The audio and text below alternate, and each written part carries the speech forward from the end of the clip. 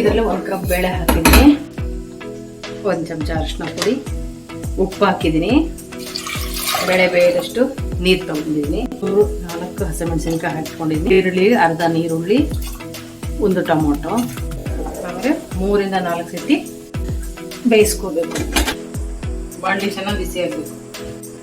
ಬಾಣಲಿ ಬಿಸಿ ಆದಮೇಲೆ ಎಣ್ಣೆ ಹಾಕೋಬೇಕು. ಯಾವ ಎಣ್ಣೆ ಆದರೂ ತಗೋಬೇಕು.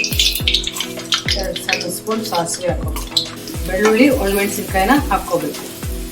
ಸ್ವಲ್ಪ ಕರಿಬೇವು, 2 ಹಸಿಮೆಣಸಿನ್ಕಾಯಿ ಹಾಕಬೇಕು. ಬೆಳ್ಳುಳ್ಳಿ ಸ್ವಲ್ಪ ಗೋಲ್ಡನ್ ಬ್ರೌನ್ ಆಗೋವರೆಗೂ ಕಾಯಬೇಕು. ಈ ಅರಿಶಿನ ಪುಡಿ, 1 ಅರ್ಧ ಚಮಚ ಮೆಣಸಿನ್ಕಾಯಿ ಪುಡಿ. ಆಮೇಲೆ ಸ್ಟವ್ ಆಫ್ ಮಾಡ್ಕೊಂಡು ಬೇಳೆ ಬೇಯಿಸ್ಕೊಂಡಿರ್ತೀವಲ್ಲ ಅದರಲ್ಲಿ ಈ ಒಗ್ಗರಣೆ ಹಾಕೋಬೇಕು.